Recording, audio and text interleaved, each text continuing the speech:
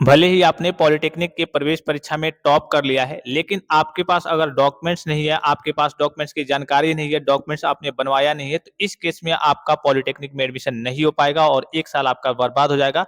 और हर साल की बात करिए, बहुत सारे बच्चों के साथ ऐसा होता है कि जिनके डॉक्यूमेंट्स वगैरह रेडी नहीं होते हैं। बहुत सारे बच्चों को तो लेट से पता चलता है कि अरे! ये भी डॉक्यूमेंट्स लगने वाले थे, मुझे तो पता ही नहीं था, जिसके चलते उनका 1 साल वेस्ट हो जाता है। भले ही आप वीडियो की स्पीड को डबल करके देख लेंगे, जल्दी-जल्दी देख लेंगे, लेकिन पूरा वीडियो ज़रूर देखेंगे ध्यान से। मैं आपको सारी जानकारी देने वाला हूँ कि कब-कब आपके डॉक्यूमेंट्स लगते हैं, कौन-कौन से आपके डॉक्यूमेंट्स लगते हैं। देखिए, डॉक्यूमेंट्स आपका जो वेरिफिकेशन होता है, 2 जगह आपका वेरिफिकेशन होता है। जैसे आप किसी भी राउंड में काउंसलिंग कराएँगे, जैसे अभी आपका फर्स्ट राउंड चल रहा है, तो इसके बाद से आपका डॉक्यूमेंट वेरिफिकेशन होगा। जैसे ही आपको कॉलेज मिल जाता है, तुरंत आपका डॉक्यूमेंट वेरिफिकेशन होगा। एक आपका डॉक्यूमेंट वेरिफिकेशन होता है, ये तो आपका डॉक्यूमेंट वेरिफिकेशन हो गया।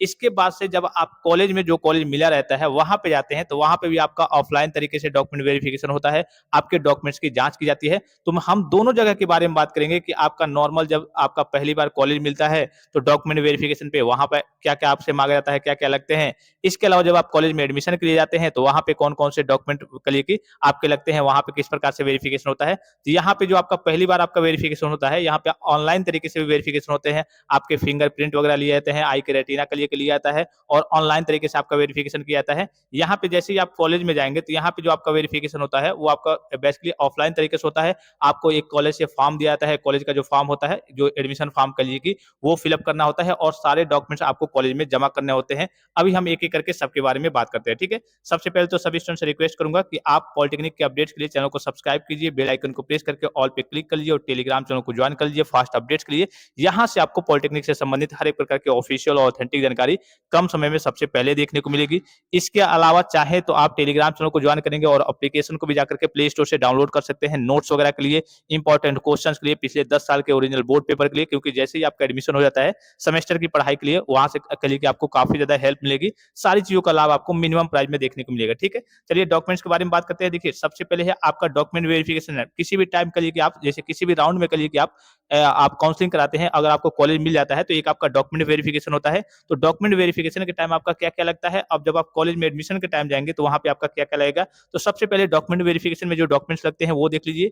आपके पास अगर 12th की मार्कशीट है, तो वो लगेगा, अदरवाइज़ अगर आप 10th पास है केवल 10th की मार्कशीट है, तो वो आपका लगेगा। 10th और 12th की मार्कशीट हो गया, पहले तो मार्कशीट आपको बताने की ज़रूरत नहीं है। आइडेंटिटी आपका प्रूफ में आधार कार्ड बताने की ज़रूरत नहीं है, सभी बच्चों को मालूम होगा। आधार कार्ड में और हाई स्कूल की मार्कशीट में नेम, डेट ऑफ बर्थ आपका सेम होना चाहिए, अगर सेम नहीं है, तो आप इसका करेक्शन वगैरह करा लेंगे। कास्ट सर्टिफिकेट यानी कि जाति प्रमाण पत्र की बात करें, तो देखिए यहाँ पे जनरल का आपको मालूम है कि जाति प्रमाण पत्र क्या होता है, नहीं लगता है, जनरल का आपका नहीं लगता है। हाँ, अगर आपने ईडब्ल्यूएस बनवाया है, तो उसका आपका सर्टिफिकेट आपके पास होना चाहिए। और अगर आप ओबीसी से हैं, कहिए कि एससी-एसटी से, तो आपके पास कास्ट सर्टिफिकेट होना चाहिए। अगर आपका कहिए कि कोई सब कैटेगरी है, तो इसका जैसे कि आप फिजिकली हैंडीकैप है, विकलांग है, फ्रीडम फाइटर की फैमिली से बिलॉन्ग करते हैं, मिलिट्री पर्सन की फैमिली से बिलॉन्ग करते हैं, अपने फॉर्म में भरा होगा, तो उसका सर्टिफिकेट आपके पास होना चाहिए।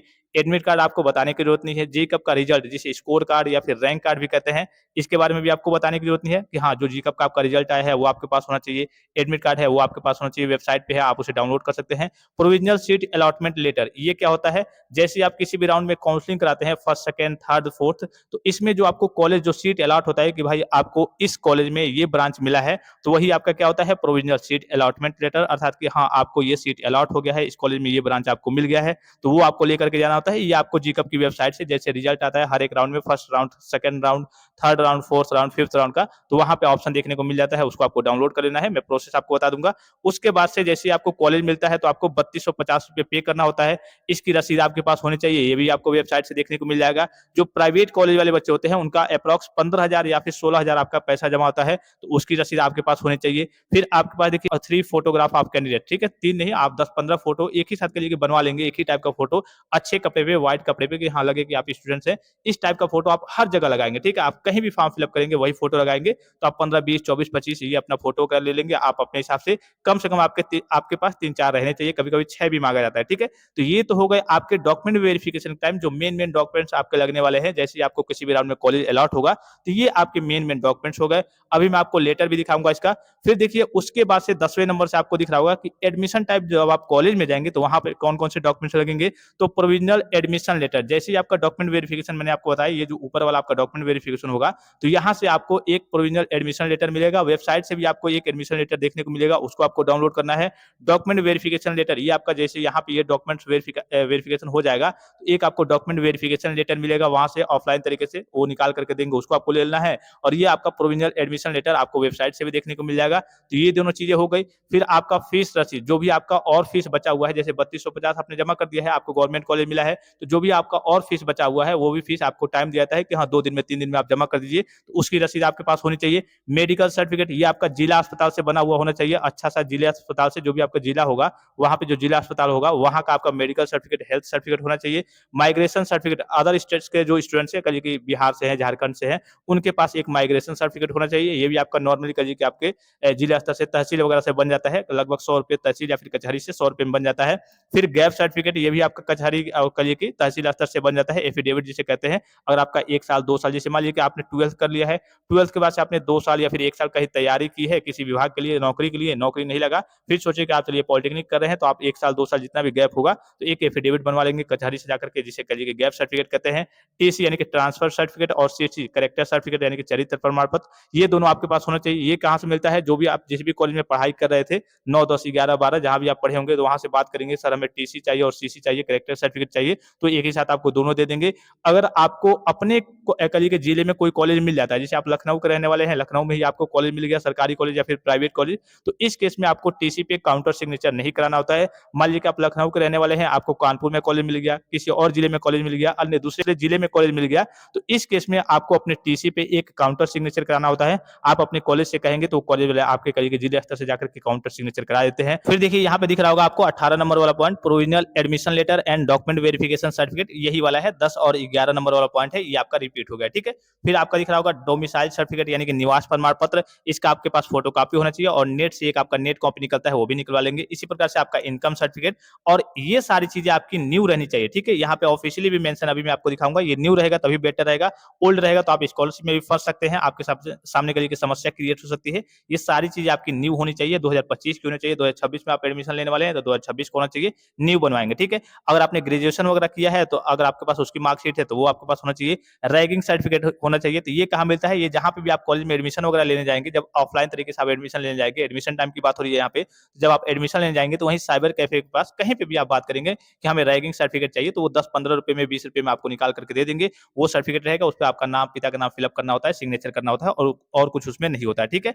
एक चीज का आपको और विशेष ख्याल रखना है, आपको जितने डॉक्यूमेंट वेरिफिकेशन के टाइम कॉलेज में, चाहे आप कहिए कि डॉक्यूमेंट वेरिफिकेशन के टाइम जाएंगे, ओरिजिनल के साथ साथ फोटोकॉपी भी होना चाहिए। एक एक दो दो सेट आप फोटोकॉपी करा लेंगे, कम से कम 4 4 फोटोकॉपी आप करा लेंगे, क्योंकि कई जगह फॉर्म में लगेगा। आपका अभी डॉक्यूमेंट वेरिफिकेशन होगा, फिर आपका कहिए कि वहां पे कॉलेज में जाएंगे तो वहां पे एडमिशन होगा, वहां पे 2 2 कॉपी आपसे मांगते हैं, 2 2 सेट वहां से आपसे मांगा जाएगा। फिर उसके बाद से जैसे कॉलेज में एडमिशन हो जाएगा, उसके बाद से स्कॉलरशिप का फॉर्म वगैरह फिलअप करेंगे, तो 3 3 4 4 फोटोकॉपी वगैरह करा लेंगे। ओरिजिनल जब भी आप डॉक्यूमेंट वेरिफिकेशन में जाएंगे, हाई स्कूल की मार्कशीट, आधार कार्ड, जितने भी मेन डॉक्यूमेंट्स है, ओरिजिनल फॉर्म में भी आपका होना चाहिए। ये चीज आप समझ गए। अब मैं कॉलेज का आपको लेटर दिखा रहा हूँ, ये देखिए, जैसे आपका डॉक्यूमेंट वेरिफिकेशन होता है उसके लिए है, काउंसलिंग के लिए जब आपका डॉक्यूमेंट वेरिफिकेशन होता है, तो वही प्रोविंशियल सीट अलॉटमेंट लेटर, किस कॉलेज में आपको कौन सा सीट मिला है उसका लेटर, आपका कहिए कि एडमिट कार्ड, ये 2023 का है, हर बार यही लगता है।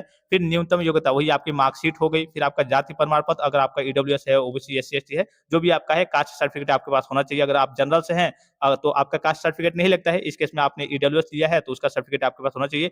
इनकम सर्टिफिकेट दिया हुआ है यहाँ पे, आय प्रमाण पत्र केवल ओबीसी अभ्यर्थी होती है, लेकिन सभी छात्र अपना इनकम सर्टिफिकेट वो भी क्या करेंगे, नया बनवा लेंगे। उपजाति कोई होगा, फ्रीडम फाइटर, मिलिट्री पर्सन, सब मैंने आपको बता दिया है। वही ये ऑफिशियली लेटर है जो आपके कल के डॉक्यूमेंट वेरिफिकेशन टाइम वहां पे चिपकाया रहता है। आधार कार्ड फोटो एक है, लेकिन कई जगह 3 मांगे जाते हैं, कई जगह 6 मांगे जाते हैं। फिर यहाँ पे देखिए ऑफिशियली आपका दूसरा है आवश्यक दस्तावेज। ये जब आप एडमिशन के लिए कॉलेज में जाते हैं तो कहीं कहीं पे 5 फोटो मांगा जाता है, कहीं कहीं पे 10 फोटो मांगा जाता है, कहीं कहीं पे 6 फोटो मांगा जाता है। बैंक चालान, ठीक है। बैंक चालान क्या होता है, जैसे आप ऑफलाइन तरीके से बैंक चालान के द्वारा अगर कह लीजिए कि फीस वगैरह जमा करते हैं, तो ये आपका लगता है तो बच्चे कह लीजिए कि ज़्यादातर ऑनलाइन तरीके से फी पेमेंट वगैरह होता है। एडमिशन फॉर्म आपका हो गया, एडमिशन फॉर्म आपको कॉलेज से मिलता है, वो एडमिशन फॉर्म आपको भरना होता है।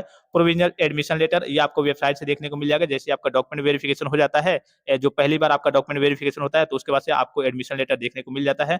फिर आपका कह लीजिए कि ये एडमिट कार्ड हो गया जीकअप का, ये बताने की जरूरत नहीं है। हाई स्कूल का कह लीजिए बताने की जरूरत नहीं है। अगर आपने इंटरमीडिएट वगैरह किया हुआ है, यदि देखिए हो तो केवल ग्रुप के और आईटीआई, जाति प्रमाण पत्र, उपजाति अगर कोई हो तो ये मैंने आपको बता ही दिया है। आय प्रमाण पत्र दिख रहा होगा आपको। आर्थिक रूप से कमजोर वर्ग, ईडब्ल्यूएस का प्रमाण पत्र यदि कोई हो तो, परंतु 1 वर्ष से पुराना ना हो, ये आपका नया होना चाहिए। वही मैंने आपको बताया कि सब आपका नया होना चाहिए।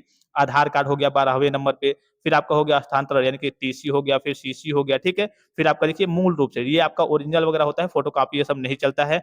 फिर आपका देखिए चिकित्सा प्रमाण पत्र, वही मूल रूप से ये भी आपका ओरिजिनल सब होता है। एंटी रैगिंग ये मैंने आपको बता ही दिया, कॉलेज के बाहरी साइबर कैफे के पास आपको मिल जाएगा।